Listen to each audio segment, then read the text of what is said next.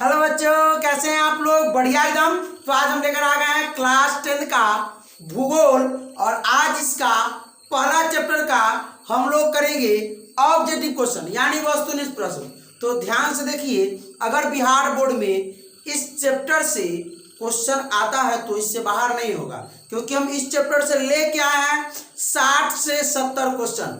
आप लोगों को दिख रहा होगा कि सर सिर्फ 21 क्वेश्चन है, नहीं बात, ये सिर्फ 21 है क्योंकि जगह इतना था। इसको मिटा के फिर लिखेंगे, लेकिन और इसका पार्ट 2 बनेगा, पार्ट 3 बनेगा, लेकिन हम क्या करेंगे, कितना क्वेश्चन लेके आएंगे? 60 से 70 क्वेश्चन लेके आएंगे। जैसे गणित में, भौतिकी में, रसायन शास्त्र में, इतिहास में ना, हिंदी में, संस्कृत में, इस सब में क्वेश्चन है। एक चैप्टर से 30 से 40, 50 से 60, उसी प्रकार चैप्टर वाइज प्रत्येक विषय के सब ऑब्जेक्टिव क्वेश्चन लेके आ रहे हैं। तो ध्यान से देते रहिए और सुनिए। सबसे पहले क्या करना, आप लोगों को इसका स्क्रीनशॉट लेना है। चलिए स्क्रीनशॉट ले लीजिए, इसका ले लिए। और स्क्रीनशॉट लेने के बाद जिस तरह सभी वीडियो में करते हैं, इसका खुद से टिक करना। आप लोग खुद से टिक कीजिए। जब हम टिक करेंगे तो बताइएगा कमेंट में कि कितना मार्क्स आया। टेस्ट की तरह से इसको दीजिए, ठीक है? तो चलिए, एकदम मजा आने वाला है। देखिए ध्यान से। पहला है, किसने कहा संसाधन होते नहीं बनते हैं? किसने कहा था कि संसाधन होते नहीं बनते हैं? चलिए ऑप्शन बताइए, आप लोग क्या लगाए हैं? आप लोग क्या लगाए हैं? ए बी सी क्या लगाए हैं? बोलिए। महात्मा गांधी, जिम्मरमैन, संदीप पांडे, या क्या लगाए हैं? नॉन ऑफ दीज, NOT का मतलब नॉन ऑफ दीज। आप लोग अभी से ही प्रॉपर नोट्स बनाना स्टार्ट कर दीजिए। आप लोग इस यूट्यूब चैनल पर जाकर विजिट कीजिए, सही विषय के ऑब्जेक्टिव मिलेंगे और आप लोगों को गाइड खरीदने की आवश्यकता नहीं होगी, क्योंकि हम नवंबर तक पूरे विषय का एक एक चैप्टर, प्रत्येक चैप्टर वाइज ऑब्जेक्टिव क्वेश्चन बना के देंगे, ठीक है? गाइड खरीदने की आवश्यकता नहीं होगी। आप लोग क्या कीजिए, कॉपी सभी का प्रॉपर ले लीजिए, ठीक है? अलग अलग विषय के अलग अलग कॉपी, और उसको उसमें लिखिए, ठीक है? बहुत बच्चा नर्वस अंतिम में हो जाता है, क्या है, जनवरी में, दिसंबर में, क्योंकि उसके पास कुछ नहीं होता है, ठीक है? अभी अगस्त है, अभी से ही रिवीजन कीजिए। हमने ठाना है कि नवंबर तक आपको प्रत्येक विषय के प्रत्येक चैप्टर के ऑब्जेक्टिव क्वेश्चन बना देना है, ठीक है?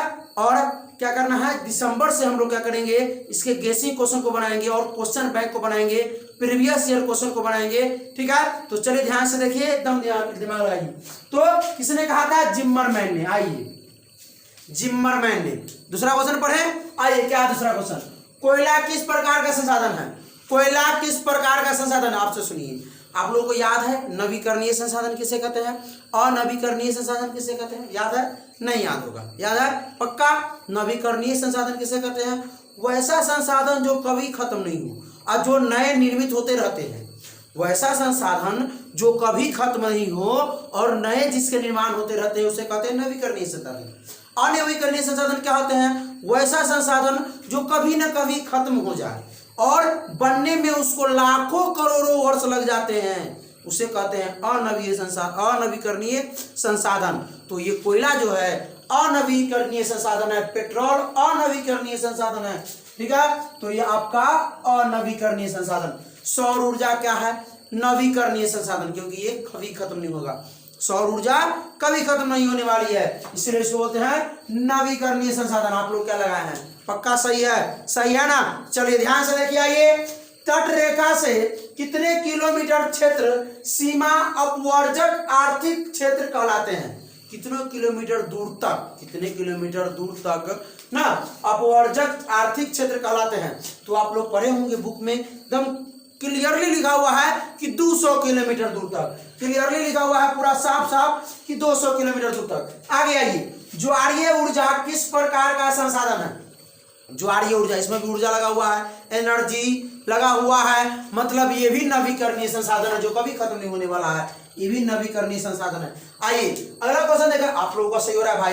अगर अभी भी नहीं स्क्रीनशॉट लिए हैं तो प्लीज आप लोगों से रिक्वेस्ट है, हम भी कंप्यूटर सिस्टम से बना सकते हैं इस वीडियो को, लेकिन हम लिख के क्यों बनाते हैं? क्योंकि हमको रिवीजन कराना है, आप लोगों का याद दिलाना है, दिमाग में बार बार ठोकना है इस बात को, ठीक है? क्योंकि हम लिखते तो थोड़ा समय लगता है, 2 घंटा में तो लिखने में लग जाता है भाई, क्योंकि प्रीवियस ईयर जितने भी क्वेश्चन आए हैं उसमें से लेते हैं, सभी किताबों को एक साथ रख के पढ़ना पड़ता है, फिर उसमें से टॉपिक वाइज ऑब्जेक्टिव निकालते हैं। ठीक है, बहुत सारे गाइड को क्या करते हैं, काउंसलिंग करते फिर लेते हैं, तो इतना समझ रहे हैं बात को, और लिखने में सबसे ज़्यादा समय लगता है। ठीक है, तो कंप्यूटर तो है, टाइप करेंगे धड़ाधड़, एक बार में एक क्वेश्चन आएगा, समझ क्या रटाने से क्या इसका आंसर ABC नहीं, कुछ बातें होती रहेंगी तो याद रहेगा सब दिन। ठीक है, इसलिए आप लोग भी क्या कीजिए, अभी भी स्क्रीनशॉट ले लीजिए, स्क्रीनशॉट लेने के बाद खुद से टिक कीजिए और कमेंट करके बताइए प्लीज कि कितना मार्क्स आया। ठीक है, चलिए आइए। हाँ, निम्नलिखित प्राकृतिक संपदा, ये तो हो गया, निम्नलिखित प्राकृतिक संपदाओं में किसका भंडार सीमित है? भाई किसका भंडार सीमित है, देख लीजिए इसमें से, खनिज का भंडार सीमित है कि कोयला का, कि मिट्टी का, कि हवा का, कि सौर शक्ति का, किसका? तो सभी को मालूम है कि कोयला का जो है भंडार सीमित है। आगे आइए, संसार का सबसे कीमती संसाधन क्या है? भाई तो सबको मालूम है, सबसे पहले क्वेश्चन यही आता है, बहुत बार आ चुका है, संसार का सबसे कीमती संसाधन क्या है? क्या है बोलिए थोड़ा ध्यान से। आइए, जल शक्ति, वन, खनिज, नदियां, क्या है? तो खनिज, क्या है? खनिज। आगे आ जाए, प्रथम पृथ्वी सम्मेलन में कितने देशों के प्रतिनिधियों ने भाग लिया? प्रथम पृथ्वी सम्मेलन जो हुआ था उसमें कितने देशों के प्रतिनिधियों ने भाग लिया था? तो आप लोगों को क्लियरली मालूम होगा कि 178। कितना? तो 178। आगे आइए, प्रथम पृथ्वी सम्मेलन कहाँ हुआ? प्रथम पृथ्वी सम्मेलन कहाँ हुआ था? प्रथम, सुनिए ध्यान से, और द्वितीय पृथ्वी सम्मेलन कहाँ हुआ? तृतीय पृथ्वी सम्मेलन कहाँ हुआ? चतुर्थ पृथ्वी सम्मेलन कहाँ हुआ? कब हुआ? जरूर याद कर लीजिएगा, एक नए क्वेश्चन आएगा, क्योंकि भाई बोर्ड पैटर्न चेंज कर चुका है, कोई भी क्वेश्चन दे सकता है। ठीक है, पहले गेसिंग किया जा सकता था कि ये क्वेश्चन आता है, लेकिन अब कोई गेस नहीं, तो कहीं से भी क्वेश्चन आ जाता है। पिछले वर्ष हमने देखा है 2021 में, यानी ये भी 2021 कैसे चल रहा है, लेकिन इस बार का जो एग्जाम हुआ है देखा है कि बहुत, समझ रहे ना, स्थिति खराब थी बोर्ड की, क्वेश्चन की, समझ रहे ना बात को ना, गेसिंग कहीं का, क्वेश्चन कहीं का आ गया। ठीक है, तो ध्यान से देखिए इस बार, लेकिन पूरा पूरा इसीलिए लेके चल रहे हैं पूरा, कि कोई गेस उस नहीं, गेस क्या होता है भाई ना, हम लिखेंगे बोर्ड में जाके नहीं, हम पूरा पढ़ेंगे, हम पूरा टॉपिक पढ़ेंगे, जो आएगा वो बनाएंगे। क्या, चलिए आगे। तो हम लोग ने ये पढ़ा, प्रथम पृथ्वी सम्मेलन कहाँ हुआ? तो प्रथम हुआ था ब्राजील में, प्रथम पृथ्वी सम्मेलन ब्राजील में कब हुआ? सो बताएंगे, क्वेश्चन आने वाला है, क्वेश्चन आएगा उसको। प्रथम हुआ था ब्राजील में। द्वितीय पृथ्वी सम्मेलन कहाँ हुआ? द्वितीय पृथ्वी सम्मेलन कहाँ हुआ? अमेरिका में। कहाँ हुआ? अमेरिका में, संयुक्त राष्ट्र अमेरिका में हुआ। तो द्वितीय पृथ्वी सम्मेलन कहाँ हुआ? अमेरिका में। तृतीय पृथ्वी सम्मेलन कहाँ हुआ? तृतीय पृथ्वी सम्मेलन कहाँ हुआ? अफ्रीका में। कहाँ हुआ? अफ्रीका में। आप लोगों का सही हो रहा है? सही हो रहा है? सही हो रहा है? चलिए आगे आइए, अफ्रीका में। अच्छा, चतुर्थ पृथ्वी सम्मेलन कहाँ हुआ? ये आप लोगों के लिए होमवर्क रहेगा, जरूर बताइएगा कमेंट में कि चतुर्थ पृथ्वी सम्मेलन कहाँ हुआ? ठीक है, चलिए यही रहेगा ऑप्शन, यही मान लीजिए, कोनो भी इसमें भी है, सुनिए, इसमें भी है, इसमें भी है, इसमें भी है, तीनों में से बता दीजिए कौन है। ठीक है, हाँ, चलिए, कोनो इस तीनों में है, वो शामिल है, वो आप बता सकते हैं।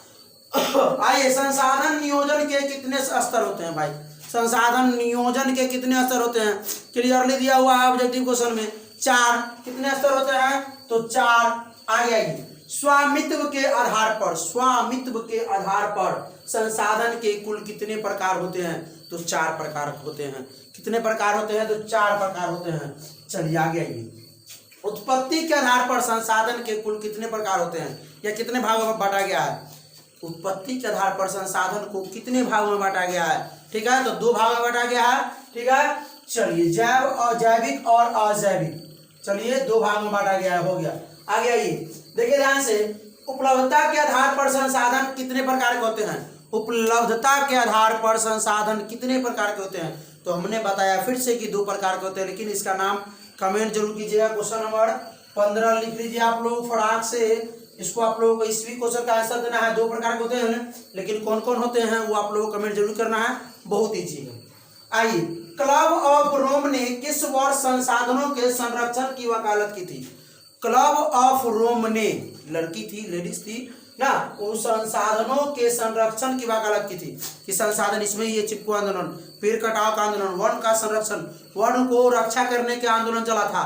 ठीक है, समझे, बहुत महत्वपूर्ण चैप्टर है ये। ठीक है, इसी चैप्टर से ज्यादा क्वेश्चन आते हैं भूगोल में। ठीक है, तो चले क्या, 1969 68 में। स्मॉल इज ब्यूटीफुल, छोटा ही सुंदर होता है।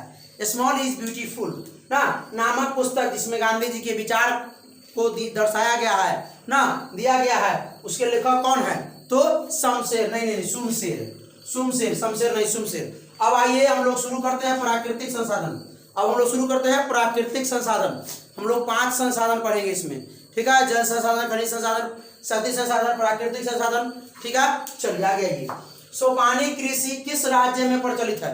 बताइएगा आप लोग। सोपानी कृषि किस राज्य में प्रचलित है? बताइए किस राज्य में? उत्तराखंड में। किस राज्य में? उत्तराखंड में। चलिए आप लोग लगाए हैं उत्तराखंड। आइए इसको तो आज समाप्त करेंगे ही और क्वेश्चन मिटा के लिखते हैं, ठीक है। इसको समाप्त करेंगे, उसके बाद हम लोग अगला पढ़ेंगे खनिज संसाधन, बहुत सारा संसाधन है, पढ़ेंगे, ठीक है। ये इनमें काली मृदा का क्षेत्र कौन है? वाह वाह, काली मृदा का छोटा नागपुर, अरुणाचल प्रदेश, महाराष्ट्र या इनमें से कोई नहीं। देखिए इस जगह पे आप लोग लिखिएगा हिंदी में इनमें से कोई नहीं, आगे जगह ज्यादा ना ले इसलिए हम लोग ये करते हैं, ठीक है। तो इनमें से कोई नहीं, तो नहीं इनमें से कोई नहीं, महाराष्ट्र। इनमें काली मृदा का क्षेत्र कौन है? तो महाराष्ट्र। आइए छोटा नागपुर, सॉरी कहाँ चलेगा भाई, हाँ। पंजाब में भूमि निम्नीकरण का मुख्य कारण है। पंजाब में जो भूमि निम्नीकरण का मुख्य कारण क्या है? क्या होता है ऐसे जो भूमि को निम्नीकरण माना गया, बढ़िया माना गया? अधिक सिंचाई, अत्यधिक सिंचाई। आप लोग लगाए हैं इससे पक्का। चलिए काली मृदा का दूसरा नाम क्या है? काली मृदा का दूसरा नाम क्या है? सभी को मालूम है, रेगुर मृदा। सभी को मालूम है रेगुर मृदा। तो चलिए इसको लगाते हैं हम लोग रेगुर मृदा। चलिए रुकिए जाइएगा नहीं, रुकिए। क्वेश्चन कितना हुआ? 21 हुआ। एक हमने होमवर्क में दिया आपको 22 क्वेश्चन हुआ ना, हम लोग 23 से लिख लेते हैं, ठीक है। तो चलिए देखते हैं हम लोग क्वेश्चन नंबर 23 को। तो देखिए हमने क्वेश्चन नंबर 23 से लेकर 30 तक लिख दिया है। क्वेश्चन नंबर 23 से लेकर 30 तक लिख दिया है। अब आप लोगों को फाइनल इतना ही क्वेश्चन है, 30 क्वेश्चन में बताना है कि कितना मार्क्स आया। कहिएगा सर 21 के बाद एक करता है इसलिए कि नहीं भाई, 22 नंबर दिए ना होमवर्क में, 22 नंबर होमवर्क में दिए, आप लोगों को बना के जरूर बताना है। और एक और क्वेश्चन दिए थे कि उपलब्धता के आधार पर ना संसाधन को कितने भागों में बांटा गया या कितने प्रकार के होते हैं। उसका 2 प्रकार के होते हैं, लेकिन उसका नाम बताना आप लोगों को, ठीक है, कमेंट में। तो चलिए स्टार्ट करते हैं। इसका ऐसे सब लिया है कि नहीं? ले लीजिए और टिक मारिए 30 से बताइए कितना मार्क्स आया, ठीक है। चलिए और इसका हम लोग बनाएंगे पार्ट 2, ठीक है। उसमें 40 क्वेश्चन होंगे, यानी 70 क्वेश्चन हम लोग करेंगे, ठीक है। तो ध्यान से देखते रहिए। आइए देखिए ध्यान से। चलिए किस मृदा में लौ ऑक्साइड मिला हुआ होता है? किस मृदा में लौ ऑक्साइड मिला हुआ होता है? तो सभी को मालूम होगा कि लैटेराइट मृदा। किस मृदा में? लैटेराइट मृदा। आइए आगे देखते हैं क्या है। भारतीय कृषि का राष्ट्रीय उत्पाद में योगदान क्या है? भारतीय कृषि का राष्ट्रीय उत्पाद में योगदान कितना है? कितना परसेंट भाई? तो 22%। आप लोग लगाए हैं 22%।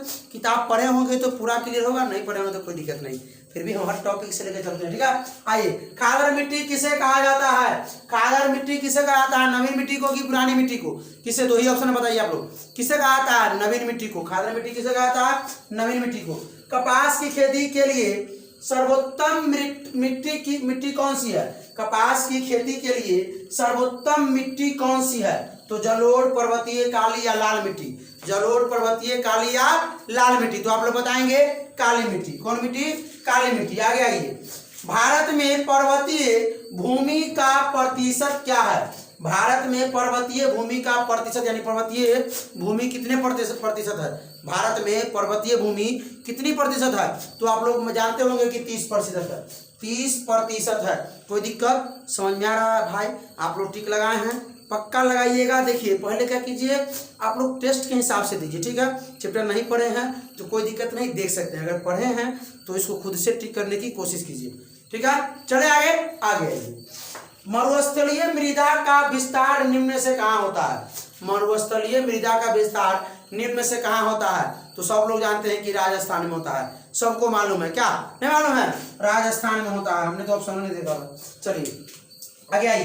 प्राद्वीपीय भारत की नदी घाटियों में कौन सी मिट्टी मिलती है? तो ये तो सबको मालूम है। प्राद्वीपीय भारत के नदी घाटियों में कौन सी मिट्टी मिलती है? कौन सी मिट्टी मिलती है? तो सभी को मालूम होगा कि जलोढ़ मिट्टी मिलती है। कौन सी मिट्टी मिलती है? तो जलोढ़ मिट्टी मिलती है। आगे ये लास्ट क्वेश्चन देखते हैं। मेढक के प्रजनन को नष्ट करने वाला रसायन कौन है?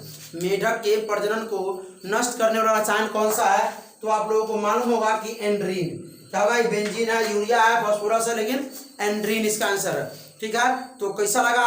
अब हम लोग क्या करते हैं कि इस लेक्चर को मुस्कुराते हुए खत्म करते हैं। मुस्कुराते रहिए, पढ़ते रहिए, ठीक है। और सुनिए सुनिए सुनिए सुनिए सुनिए सुनिए, ध्यान सुनिए। अब देखिए, आप लोगों को फिर से बताना चाहते हैं कि आप लोगों को क्लास 10 के गणित का देखना है, भौतिकी का, रसायन शास्त्र का, तो इसका प्लेलिस्ट खोलिए, इस वीडियो का चैनल का प्लेलिस्ट खोलिए, वहाँ पर लिखा हुआ गणित ऑब्जेक्टिव, जाइएगा गणित के चैप्टर वाइज ना। अभी तक 5-6 चैप्टर का हो चुका है। बताते हैं वास्तविक संख्या, बहुपद, दो चौबारा समीकरण और द्विघात समीकरण, समांतर सदी और त्रिकोणमिति। भौतिक में भी 3 चैप्टर हो चुका है। रसायन शास्त्र में 2 चैप्टर अभी तक हुआ है, 3 चैप्टर नहीं हुआ है। ठीक है, संस्कृत में, हिंदी में 3 चैप्टर हो चुका है, इतिहास में 2 चैप्टर हो चुका है। तो आप लोग क्या कीजिए, आप लोग जाके उसको विजिट कीजिए, देखिए। हम कहे ना भाई कि आपको नवंबर तक के पूरा चैप्टर समाप्त मिलेगा। ठीक है, ऑब्जेक्टिव। उसके बाद हम लोग सब्जेक्टिव करेंगे, गेसिंग क्वेश्चन करेंगे, क्वेश्चन बैंक करेंगे, प्रीवियस क्वेश्चन करेंगे। ठीक है, तो क्या करना है, इसका रिवीजन कीजिए और इस क्वेश्चन का जवाब जरूर दीजिएगा। आपको पता होगा, पता चल जाएगा अगर विजिट कीजिएगा। नए होंगे तो विजिट की क्वेश्चन का जो जवाब देता है उसको हम अगले लेक्चर में नाम लेते हैं, उसका अगले वीडियो में। ठीक है, पढ़ाई करते रहिए। All the very best.